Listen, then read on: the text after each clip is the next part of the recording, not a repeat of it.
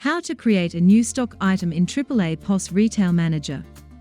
In this tutorial, we'll show you how to create a new stock item in RetailManager, including various ways to enter stock depending on your workflow. There are 4 ways to create a new stock item in RetailManager. In the stock window for general items, packages, or services like freight or labor. In the Create New Stock Item window when receiving or ordering stock. In the Goods Received window, quick entry with minimal information. Creating an item in the Goods Received window also allows you to enter the purchase details and received quantity for the item. See the Transaction menu, Goods Received for more information. In the Duplicate Stock window to create similar items with different barcodes or categories. For details on creating duplicate stock items, see Information Stock in the RetailManager video tutorials. Please note that, if you are creating products with duplicate barcodes, these products will not upload to your website using AAAPOS Web Store Manager. Let's begin with creating a stock item using the Stock window. Go to Information, Stock or press Ctrl+O. Enter or scan the barcode, or press F5 to generate one. Enter a description. Add department and category. It is optional to add extended description, serial tracking, package, static quantity, freight, fractional quantities. If you want to record the item as a measured item, that is, you want to receive goods and record sales of this stock item using a unit of measure, such as grams, kilograms, liters, or milliliters, select the appropriate unit of measure from the unit of measure drop-down list. If you sell by weight, like fruits or deli products, use the Scale option. When you select the Use Scales option, the Allow Fractional Quantities option is automatically selected and locked. The Track Serial Numbers, Package and Freight options become unavailable. The unit of measure is also set to kilograms and the Tare Weight field becomes available. You cannot change the unit of measure from kilograms when you use the Scales Hardware option with RetailManager.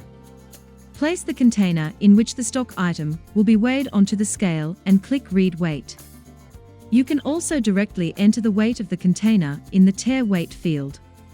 The container's weight will automatically be deducted from the total weight when you weigh portions of this stock item.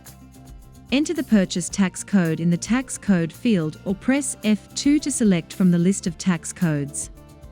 Depending on the information you have at hand, enter either the tax-exclusive unit cost in the exclusive tax field, or the tax-inclusive unit cost in the inclusive tax field and press Enter.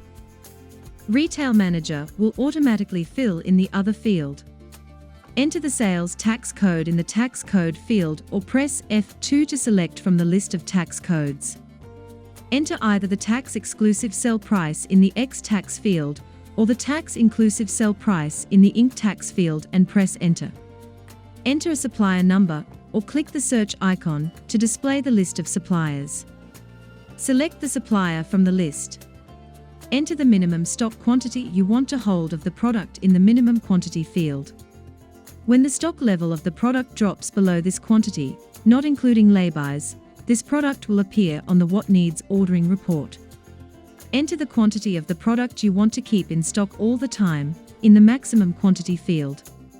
You will reorder the product to this quantity level. You can also add sales prompts or bonuses. The sale prompt can be used to remind staff to promote other stock items, including those related to a particular item. For example, you might want to create a sales prompt for a kettle item, asking if the customer would be interested in purchasing a set of cups. Enter the amount that can be earned with each sale in the sale bonus field, if your staff receive a bonus on the sale of this stock item. Select the Hide in Searches or Reports option if you don't want this stock item to appear in search lists and reports. Select the Allow Description Change at POS option to enable editing of the item description at the time of sale. For example, an item called labor could be described more specifically as installed air conditioner. To add the account details, click the Accounts tab and enter the income account and cost of goods sold account for this item. If you don't assign accounts, RetailManager will use the default settings. Once all information is entered, Click Commit F10 to save your new stock item. That's how you create a stock item in Retail Manager.